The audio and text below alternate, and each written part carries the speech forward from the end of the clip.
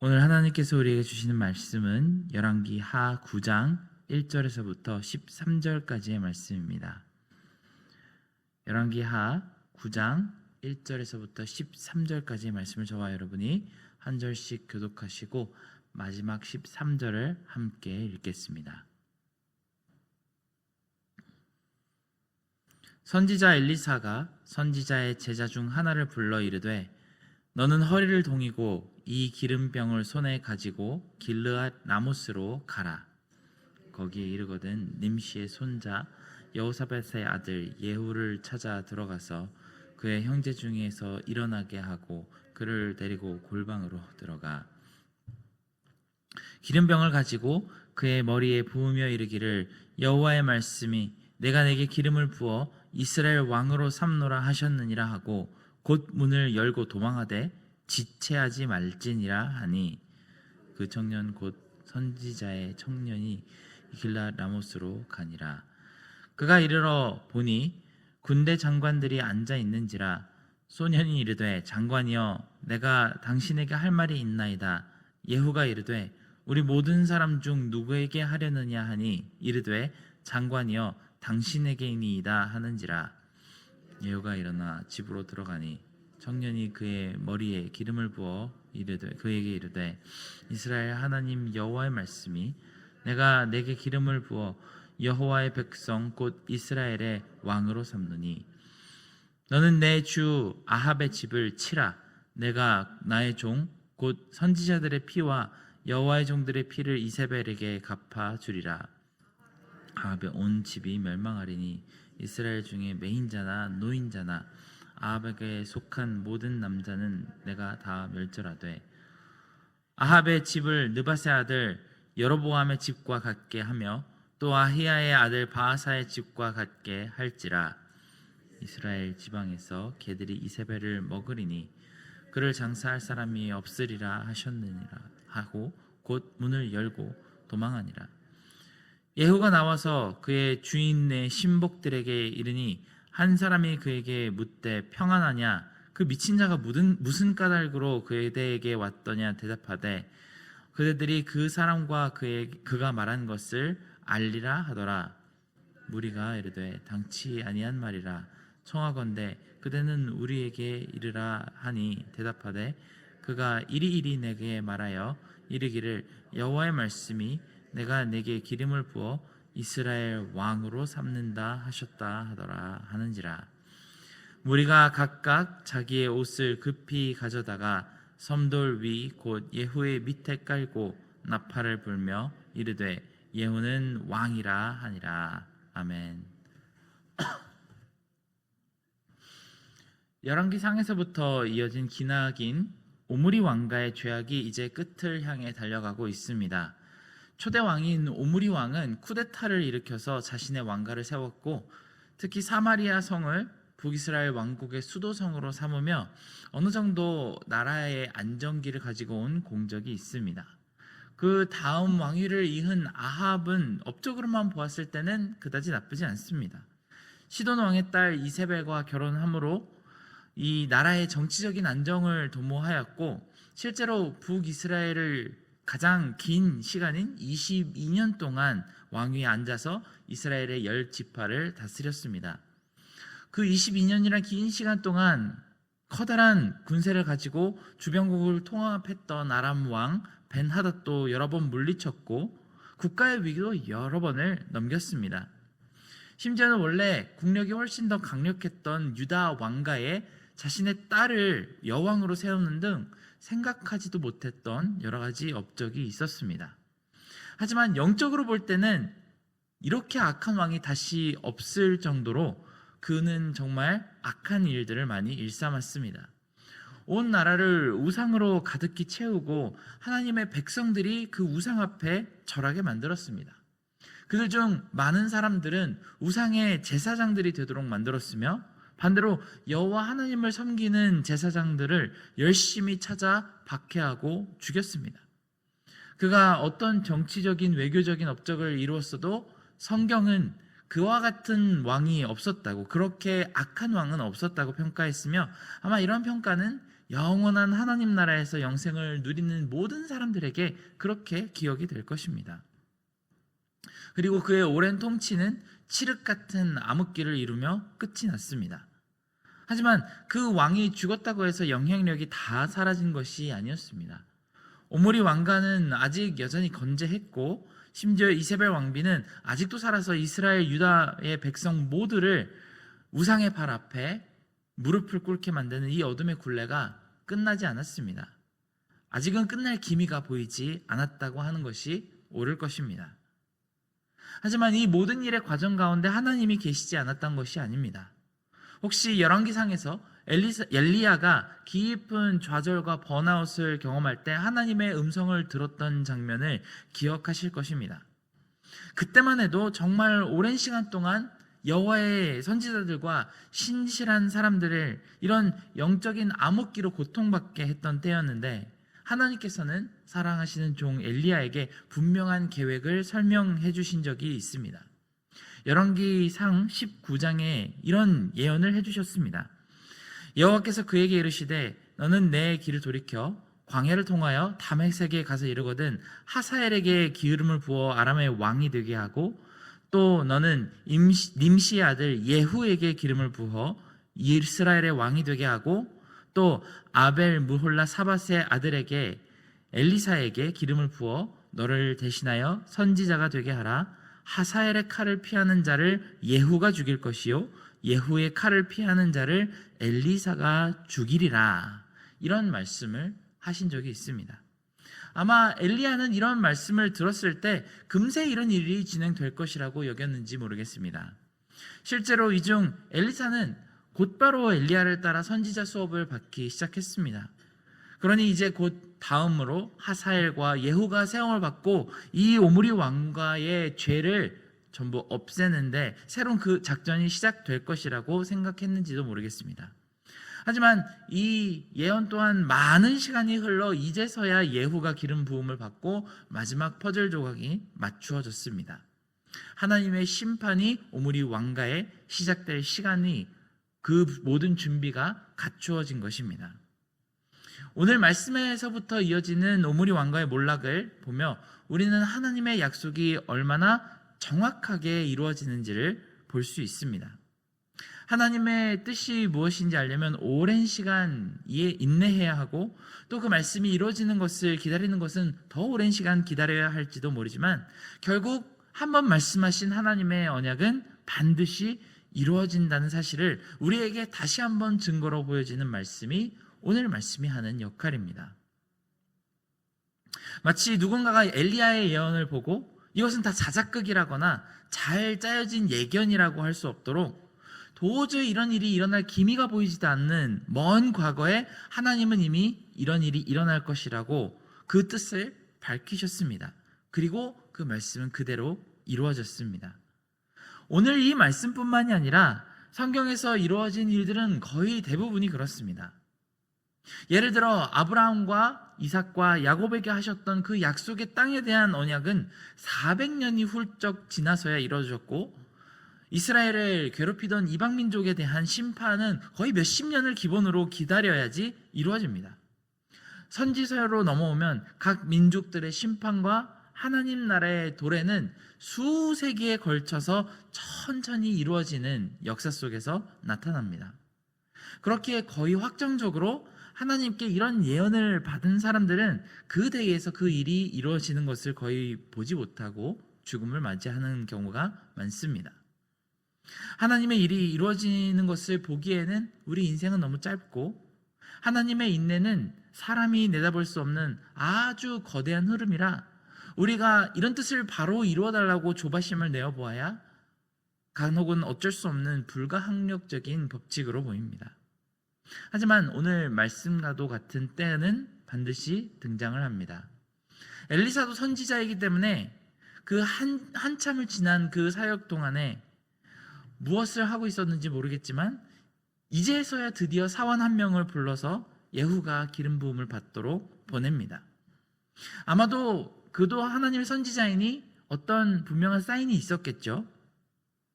이때가 바로 하나님의 예비하신 그때라는 그 사인을 알게 하는 신호가 있었을 것이고, 하나님의 예비하신 그 때에 따라서 움직이게 하는 그런 계시가 있었을 것입니다. 여전히 오므리 왕가가 이 나라를 장악하고 있기 때문에 자기 스스로도 움직이지 못하고 자신의 아끼는 제자 한 명을 긴급히 보내어 몰래 기름 부음을 주고 빠져나오게 하는 그런 일을 명하게 됩니다. 이 제자는 예후에게 기름을 붓고 정말 쏜살같이 헐레벌떡 도망가 버렸기 때문에 그를 본 사람들이 웬 미친 사람이 무슨 말을 하고 갔느냐고 예후에게 물어봐야 했고, 여호와의 선지자가 기름 부음을 전하러 왔다고 예후가 스스로 말을 했어야 될 정도로 너무 순식간에 일어난 일이었습니다. 참 하나님의 일치고는 보잘것없이 일어난 전개입니다. 예전 다윗 왕 때 사무엘이 그를 보고 위험차게 기름을 붓고 그때 하나님이 영이 쏟아져 내렸던 그 현상은 왜 예후에게 일어나지 않았을까요? 그때 다윗은 하나님의 영에 감동해서 놀라운 예언을 하는 광경이 있었는데 왜 예후에게는 이런 일이 일어나지 않았을까요? 그저 누군가가 휙 와서 기름 한 병을 머리에 확 쏟아붓고 도망가 버린 이 일이 정말 하나님이 하시는 일인지 확신할 수 있을까 하는 그런 의아한 마음마저 듭니다. 또한 이 선지자의 제자가 한 말을 보니 더 의아한 마음이 들 수밖에 없습니다. 우리가 하나님의 성품을 생각해 보면 이 예후에게 기름을 부으면서 이 백성들을 위해 일어나 다시 무너진 여호와의 제단을 쌓고 율법을 회복하게 하라는 말씀 정도는 해주셔야 하는 것이 아닐까요? 그런데 예후를 왕으로 삼으면서 그에게 전하는 미션은 그저 아합 왕의 집을 멸망시키라는 것 단 하나뿐입니다. 우리의 기대와는 참 다른 점이 많이 보입니다. 하지만 우리의 기대대로 역사가 흐르지 않는 이 속에서도 은혜가 발견될 수 있기를 바랍니다. 이 말씀 또한 온 우주를 창조하신 하나님께서 거대한 구원의 역사를 이루시는데 필요한 하나의 조각이기 때문입니다. 분명 하나님께서 엘리야를 통해 처음 예언하실 때 하사엘과 예후와 엘리사를 말씀하시며 그들이 아합 왕의 집을 무너뜨릴 것을 말씀하셨고, 이제 그 말씀하신 그대로 예언을 이루시는 때가 되었습니다. 이를 본 모든 사람들은 하나님이 하신 말씀은 반드시 이루어진다는 절대적인 법칙을 다시 한번 살펴보게 되었습니다.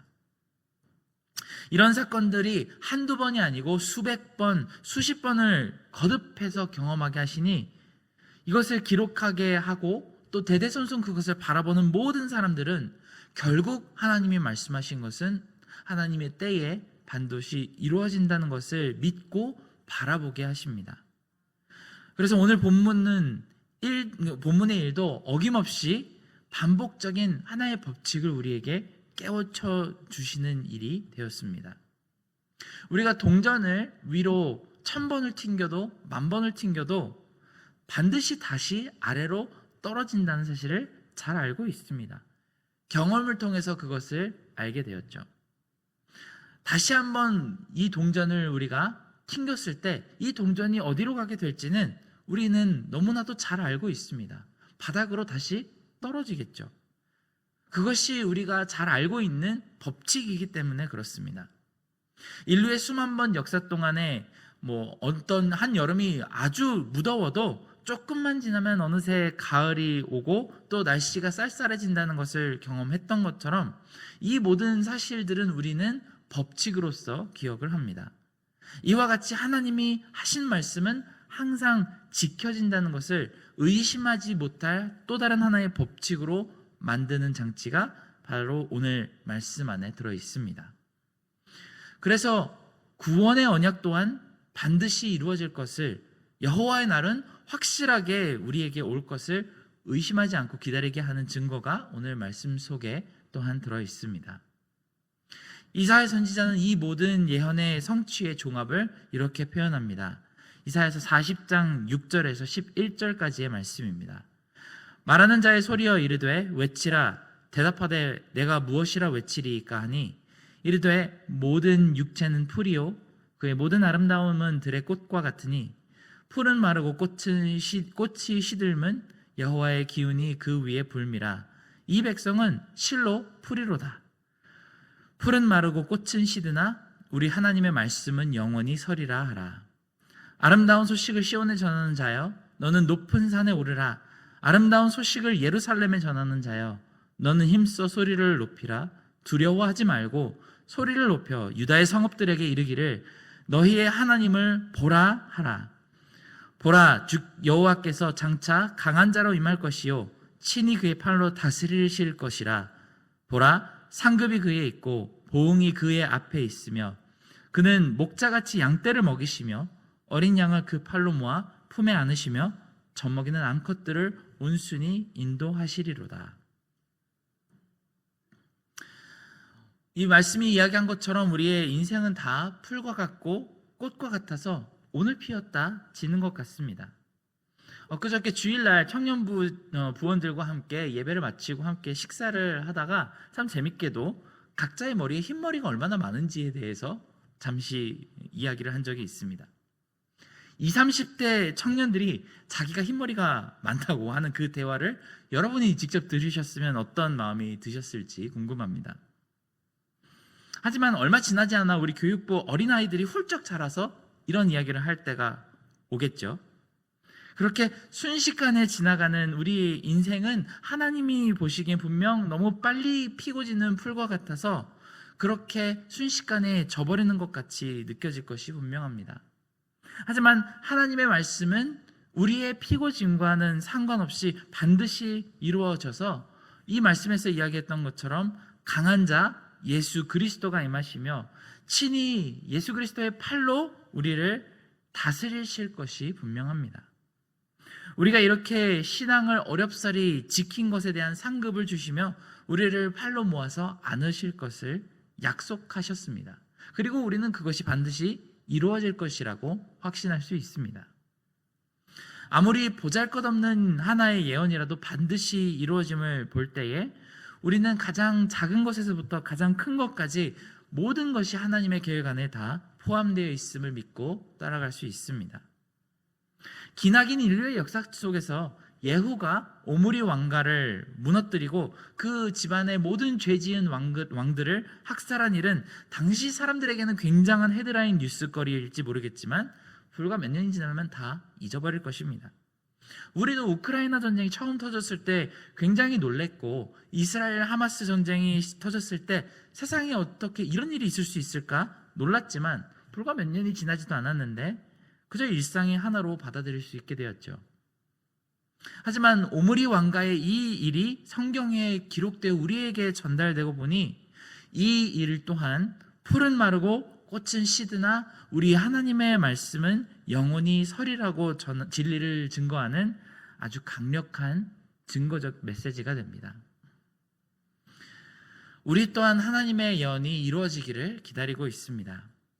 나팔을 불며 천사들과 함께 다시 우리 주님이 이 땅으로 오시는 그 날을 기다리고 있습니다. 우리의 이름을 한 사람 한 사람 다 부르시며 부활한 육체로 거듭나게 하시는 그 날을 기다리고 있으며 새 예루살렘 성이 우리에게 도래할 것을 꿈꾸며 살고 있습니다. 신약의 사도들조차도 그 일이 불과 몇십 년 안에 일어날 것이라고 생각했지만 벌써 2000년이 넘는 시간 동안 우리는 그 일을 기다리고 있습니다. 그동안 수십억이 넘는 풀과 꽃 같은 인생들이 그 날을 기다리다가 져버렸지만 그렇다고 해서 이 놀라운 일이 일어나지 않을 것이라고 짐짓 포기할 수 있는 이유가 되지는 않습니다. 하나님이 한번 말씀하신 것은 작은 일이든 큰 일이든 아무런 상관없이 반드시 이루어집니다. 우리 함께 기도하겠습니다. 사랑하는 하나님 아버지, 우리에게 말씀하셨던 하나님의 말씀을 반드시 우리 삶 가운데 이루어 주시옵소서. 우리의 인생이 정말 하루하루 덧없이 지나가는 것 같고 또 우리의 삶이 어떤 목적으로 향하여 달려가고 있는지 잘 몰라서 우리가 하나님께서 주신 약속이 무엇인지 간혹가다 잊어버릴 때가 있지만 절대로 하나님은 약속하신 것을 잊어버리지도 않고 또 변하시지도 않고 주의 때에 이루어 주시는 하나님이신 줄을 믿는 마음으로 우리가 오늘 하루를 살아갈 수 있게 도와주시기를 원합니다. 하나님 아버지, 우리가 기도했던 그 많은 기도 제목들을 하나님께서 다 들으셨을 줄을 믿습니다. 우리의 이 상황 가운데서 정말 너무나도 간절히 필요했던 것들을 하나님께 구하고, 특별히 우리 세대와 다음 세대의 신앙을 위해서 우리가 울부짖으며 기도했던 그 기도 제목들을 하나님께서 다 들으셨을 줄을 믿습니다. 지금 이 순간에 우리가 그 기도에 대한 응답과 성취를 바라보고 있지 못하더라도 반드시 어떤 때가 되면 하나님께서 그 일을 이루실 줄로 우리가 믿는 믿음을 가지고 오늘도 포기하지 않고 기도하며 그렇게 하루를 보내게 도와주시옵소서. 모든 이름 위에 뛰어나신 예수 그리스도의 이름으로 기도드렸습니다. 아멘.